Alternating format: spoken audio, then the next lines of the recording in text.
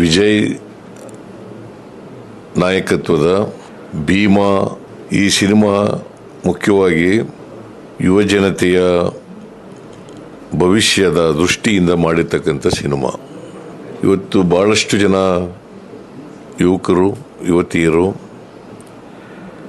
ಮಾದಕ ವಸ್ತು ಅವಳಿಗೆ ಬಲಿಯಾಗಿ ತಮ್ಮ ಭವಿಷ್ಯವನ್ನು ಹಾಳು ಮಾಡ್ಕೊಳ್ತಕ್ಕಂಥ ಅನೇಕ ಸನ್ನಿವೇಶಗಳನ್ನು ನಾವು ನೋಡ್ತಾ ಇದ್ದೀವಿ. ಈ ಸಿನಿಮಾ ಉದ್ದೇಶ ಯುವ ಸಮೂಹ ಈ ಡ್ರಗ್ಸ್ ಅವಳಿ ಇದರಿಂದ ದೂರ ಇದ್ದು ತಮ್ಮ ಭವಿಷ್ಯವನ್ನು ರೂಪಿಸ್ಕೊಳ್ಬೇಕು ಅಂತಕ್ಕಂಥ ಸದುದ್ದೇಶದಿಂದ ಮಾಡಿರ್ತಕ್ಕಂಥ ಸಿನಿಮಾ. ಅದು ಸಫಲ ಆದರೆ ಸಿನಿಮಾ ಮಾಡೋದಕ್ಕೆ ಸಾರ್ಥಕ ಆಗ್ತದೆ ಅಂತೇಳಿ ನನಗನ್ಸುತ್ತೆ.